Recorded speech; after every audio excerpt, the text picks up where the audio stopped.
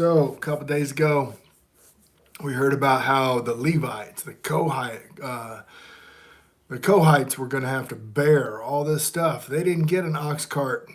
No, they had to carry all those items on their shoulders. All right. Then they went into rebellion. All right. So we get the tribe of Levi gets it put on them here. So 18 through 20. And Jehovah said unto Aaron, Thou and thy sons in thy father's house, these shall bear the iniquity of the sanctuary, and thou, thy sons shall bear it in the iniquity of your priesthood, and thy brethren also of the tribe of Levi, the tribe thy father thy bring you with thee, that they may be joined unto thee and minister unto thee. But thou, thy sons with thee shall minister before the tabernacle of witness. They shall keep thy charge, and the charge of all thy tabernacle. Only shall they come nigh the vessels of the sanctuary, the altar. Neither they nor ye also die. And they shall be joined unto thee, and keep charge of the tabernacle of the congregation, all the service of the tabernacle, and the stranger shall not come nigh unto you. And ye shall keep the charge of the sanctuary and the charge of the altar, that there be no wrath any more upon the children of Israel. And I behold, I have taken your brethren, the Levites, from among the children of Israel. To you they are given as a gift for Jehovah, to do the service of the tabernacle of the congregation. Therefore thou and thy sons with thee shall keep your priest's office for everything of the altar, and within the veil. Ye shall also serve. I have given your priests unto you as a service of a gift, and the stranger that cometh nigh shall be put to death. And behold, I spake unto Aaron, Behold, I also have given thee charge of mine, heave offerings of the hallowed things of the children of Israel. And unto thee I have given them by reason of anointing, and this by the sons by an ordinance forever. This shall be thine of the most holy things, reserved from the fire, every oblation of theirs, every meat offering of theirs, and every sin offering of theirs, and every trespass offering of theirs, which they shall render unto me, shall be most holy for thee and for thy sons. In the most holy place thou eat it. Every male shall eat it, and it shall be holy unto thee. And this is thine, thy heave offering of their gift, with the wave offerings of the children of Israel I have given them unto thee, and to thy sons, and to thy daughters with thee, by a statute for every one that is clean. Every one that is clean in thy house shall eat of it. All right, there is a little one of the breadcrumbs of the key of David right there. So every one that is clean in thy house shall eat of it. All the best of the oil and all the best of the wine, and of them of the wheat, and the first fruits of them which they shall offer unto Jehovah. And I have given thee. And whatsoever is the first ripe, and in the land they shall give it, and bring it unto Jehovah, shall be thine, and every one that is clean in thy house shall eat of it. Here we go. Every one that is clean in thy house shall eat of it. All right. So what is that key of David? Most people won't have a clue as to what that is.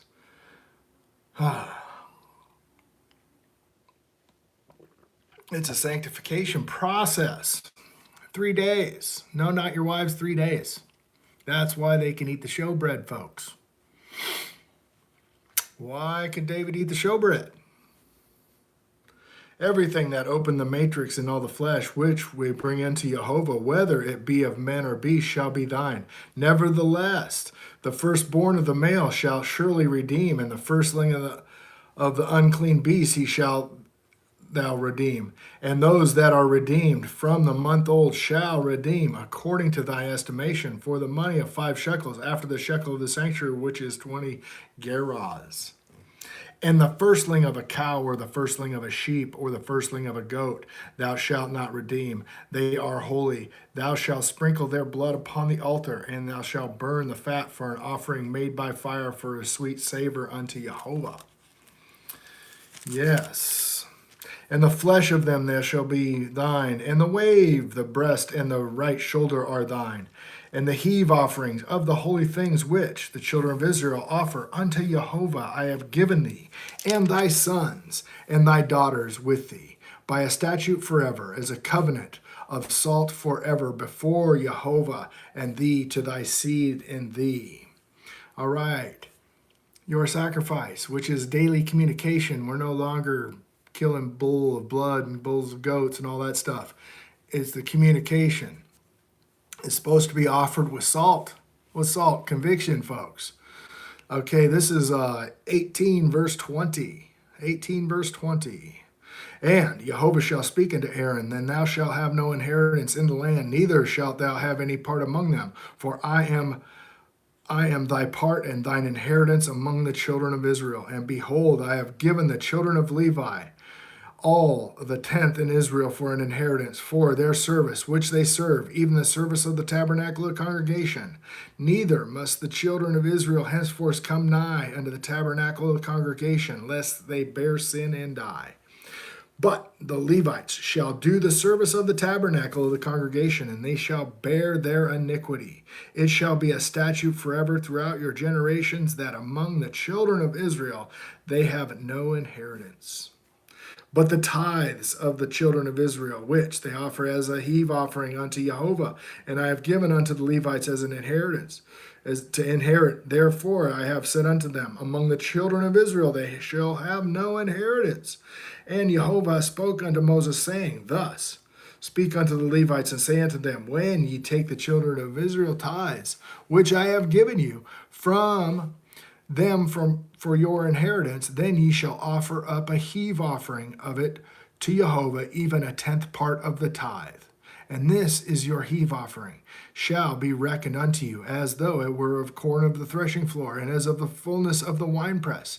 Thus ye shall also offer a heave offering unto Jehovah, and all of your tithes which ye receive of the children of Israel, and ye shall thereof Jehovah's heave offering to Aaron the priest.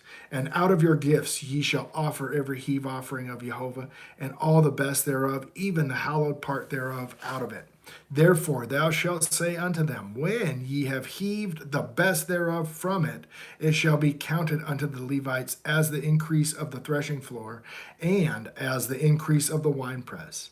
And ye shall eat it in every place ye your households, for it is a reward for your service in the tabernacle of the congregation. Ye shall bear no sin by reason of it, and ye shall be heaved from it the best of it. Neither shall ye pollute the holy things of the children of Israel, lest ye die. Chapter 19. And of course we know that there's no chapter and verse. This would all just be one scroll and you just be rolling right through it. The chapter and verses sometimes very helpful for us to connect where I'm speaking of or whatever, but really you got to watch out for them too. And Jehovah spoke unto Moses and Aaron, saying, this is the ordinance of the law which the Lord hath commanded us, saying, speak unto the children of Israel that they bring thee a red heifer without spot, there is no blemish, and upon which never came yoke. And ye shall give it unto her Eleazar the priest, that he may bring her forth without the camp, and one shall slay her before his face. And Eleazar the priest shall take of her the blood of his finger, and sprinkle her blood directly before the tabernacle of the congregation, even 7 times. And one shall burn the heifer in his sight, and her skin and her flesh and her blood with her dung he shall burn. And they do that outside the camp. And the priest shall take the cedar wood and the hyssop and the scarlet, and cast it into the midst of the burning of the heifer. And the priest shall wash his clothes, and he shall bathe his flesh in water afterward. He shall come into the camp, and the priest shall be unclean until the even. And he burneth her, and wash his clothes in water, and bathe his flesh in water, and shall be unclean until the even. And that man that is clean shall gather up the ashes of the heifer, and lay them up without the camp in the clean place, and it shall be kept for the congregation of the children of Israel, for a water of separation. It is a purification for sin. And he that gathereth the ashes of the heifer shall wash his clothes and be unclean until the even. And it shall be unto the children of Israel and unto the stranger that sojourneth among them a statute forever. He that toucheth the dead body of any man shall be unclean 7 days. He shall purify himself with it on the 3rd day, and on the 7th day he shall be clean. But if he purify not himself on the 3rd day, then the 7th day he shall not be clean. Whoever toucheth a dead body or of any man that is dead, and purify not himself, defileth the tabernacle of Jehovah, and that soul shall be cut off from Israel, because the water of separation was not sprinkled upon him. He shall be unclean, and his uncleanness is yet upon him. This is the law. When a man dieth in a tent, all that come into the tent and all that is in the tent shall be unclean 7 days. And every open vessel which hath no covering bound upon it is unclean. And whoever toucheth one that is slain with a sword, or in the open fields, or a dead body, or a bone of a man, or a grave, shall be unclean 7 days. This is chapter 17, or verse 17, and this is 19, verse 17. And for an unclean person they shall take out the ashes of the burnt heifer of purification of sin, and running water shall be put thereto in a vessel. And a clean person shall take hyssop, dip it in the water, and sprinkle it upon the tent, and upon the vessel, and upon the persons that were there, and upon that touched a bone, or one slain, or one dead, or in a grave. And the person shall sprinkle upon the unclean on the 3rd day, and on the 7th day, and on the 7th day he shall purify himself, and wash his clothes, and bathe himself in water, and he shall be clean at even. But the man that shall be unclean shall not purify himself. That soul shall be cut off from among the congregation, because he hath defiled the sanctuary of Jehovah. And the water of separation hath not been sprinkled upon him. He is unclean. And he shall be a perpetual statute unto them that sprinkleth the water, and separation shall wash his clothes, and he shall toucheth the water of separation, and shall be unclean until even. And whatsoever the unclean person toucheth shall be unclean, and the soul that toucheth it shall be unclean even till the even. So, Ezekiel, I think it's 22, says, my priests no longer distinguish between the clean and the unclean, although it was very important to him. These are all these things that we have like no idea. Okay, you've got holy at the top. You've got clean. Okay, and you've got common. Okay, we'll just call it clean and common. And then you have abominations. Soon as if anything that is just common touches something that's holy, it's no longer clean. Okay, and if an abomination, so you can't have an abomination and something holy at the same time. That's why these pagan festivals are no bueno. No bueno. Then came the children of Israel, even the whole congregation, unto the desert of Zin in the 1st month, and the people abode in Kadesh. And Miriam died there and was buried there. And there was no water for the congregation, and they gathered themselves together against Moses, against Aaron. And the people chode with Moses and spake, saying, would God not have we died before our brethren died before Jehovah? And why have ye brought up the congregation of Jehovah into this wilderness, that we and our cattle should die there? And therefore they have made us come out of Egypt to bring us to this evil place. There is no place of seed, or figs, or vines, or pomegranates, neither is there any water to drink. And Moses and Aaron went from the presence of the assembly to the door of the tabernacle of congregation, and they fell upon their faces. And the glory of Jehovah appeared unto them. They did it to themselves. Okay? They wandered the wilderness 40 years because they can't pass the test. And here's another one. And Jehovah spake unto Moses, saying, Take a rod, gather thou assembly together, thou Aaron thy brother, and speak.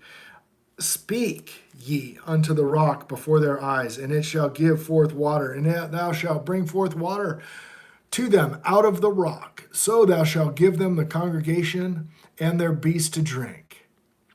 And Moses took the rod from before Jehovah, and he commanded, as he commanded him, and Moses and Aaron gathered the congregation together before the rock.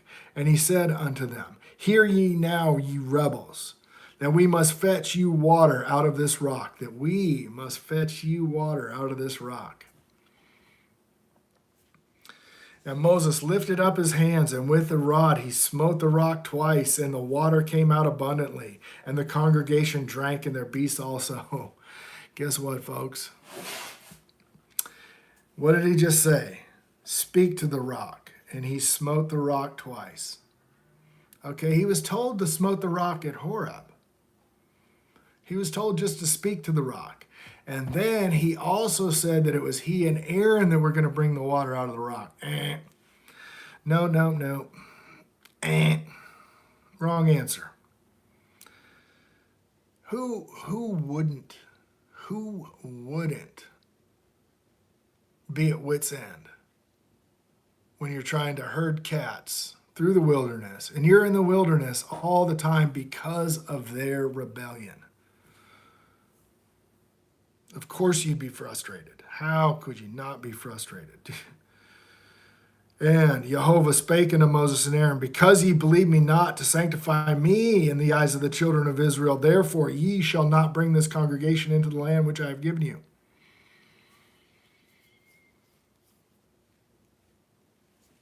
All glory goes to the Father. All glory goes to him. We do not understand anything in this book unless we have him with us.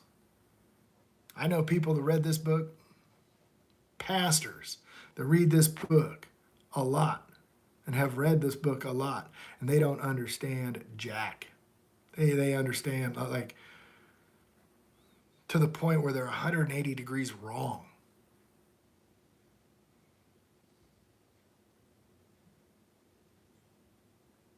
Man, oh man. All glory goes to God, not to us. This is the water of Meribah, because the children of Israel strove with Jehovah, and he was sanctified in them. Okay, Meribah. They also call the last place that they grumbled about water, Meribah. That was right before he started bringing them manna. And Moses sent the messengers from Kadesh into the king of Edom, and thus saith brother Israel, Thou knowest all the travail that hath befallen us, and how our fathers went down into Egypt, and how they dwelt in Egypt for a long time. And the Egyptians vexed us and our fathers. And when we cried unto Jehovah, he heard our voice, and sent an angel that brought us forth out of Egypt. And behold, we are in Kadesh, a city in the outermost of thy border. Let us pass, I pray thee, through thy country, or we will not pass through the fields or through the vineyards. Neither will we drink of the water of the wells. We will go by the king's highway, and we will not turn to the right nor to the left, but until we have passed thy borders. And Edom said unto him, Thou shalt not pass by me, lest I come out against thee with the sword. And the children of Israel said unto him, We will go by the highway, and if my cattle drink of thy water, I will pay for it. I will only, without doing anything else, go through on my feet. And he said, Thou shalt not go through. And Edom came out against him with much people and with a strong hand. Thus Edom refused to give Israel passage through the border. Therefore Israel turned away from him. And the children of Israel, even the whole congregation, journeyed from Kadesh and came to Mount Hor. And Jehovah had spoke unto Moses and Aaron, and in the Mount Hor, by the coast of the land of Edom, saying, Aaron shall be gathered unto his people, for he shall not enter into the land which I have given unto the children of Israel, because ye rebelled against my word at the water of Meribah. And Take Aaron and Eleazar his son, and bring them up unto Mount Hor, and strip Aaron in his garments, and put them in Eleazar his son. And Aaron shall be gathered unto his people, and he shall die there. They will not enter his rest.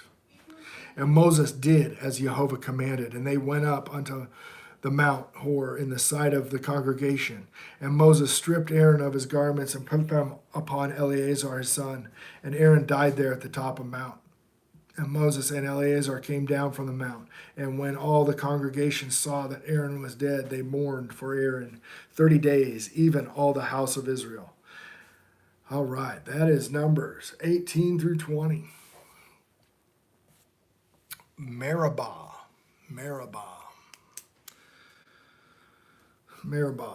Meribah is spoken of Psalms 95 and then quoted in Hebrews 4. You will not enter that rest. You will not enter that rest.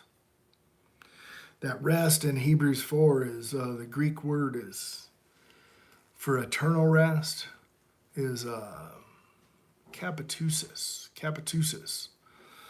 And then in verse 9, it says in King James Version, it just says you won't enter, or there remains a rest. Well, that's a sabbatimos. It's a different word. So it goes kapatusis. You will not enter my rest, enter my rest. Kapatusis. And then it says, there remains a sabbatimos for the people of God. That is Numbers 20, 18 through 20. Day 262, Blue Letter Bible app, Bible in a year. We should probably double this up because we should get going on this, get all the way through the book before a year. Time is of the essence, people. You want to be in covenant with Jehovah, and I'm talking the Holy Covenant. Made at Horeb. Exodus 19, the 10 Commandments. 19 and 20, the 10 Commandments. Deuteronomy 5 also tells that story. I made a covenant with them in Horeb. Then it says the 10 Commandments. Then it says, he gives them 2 tablets of stone, and he added no more. That's Deuteronomy 5:22, he added no more to that covenant. He added more when they transgressed. He added more when they transgressed. 2 covenants in that time were given. 2. There was more than that. There was a Levitical covenant and all that kind of stuff too, and the salt covenant and whatnot. But the 2 covenants talked about in the book of Galatians in chapter 3, or the whole book of Galatians, but chapter 3 and 4 is the covenant given from on high, given from Jerusalem, which is Sarah, the mother of us all, the one that is everlasting and forever, the 10 Commandments, the Holy Covenant that goes in the mercy seat, and then the ones given after transgression until the seed should come. Until the seed should come. Okay? If you remember the parable of the unjust steward, where this guy he's keeping the books for the boss. And the boss says, hey, you're a bad man. And he quickly calls up these people and he says, grab your bill. How much do you owe? Write a check for half. Just do the 10 Commandments, folks. Eat clean, be clean. Do the 10 Commandments. Teach others to do so. That's loving your brother as yourself. It's teaching them to do so. It's not buying them a sandwich. All right?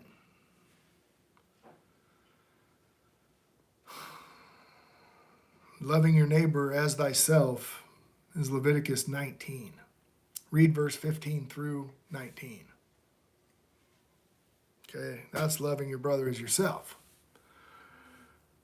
Loving God with all your heart is Deuteronomy 6, verse 5, which comes right after the 10 Commandments. Okay, folks? Where you love God with all your heart because you follow his commandments and you teach them to your children. and they become as frontlets between your eyes and on your hands. All right, folks, I love you. That is Numbers 18 through 20 and a little more. Love you guys. Bye-bye.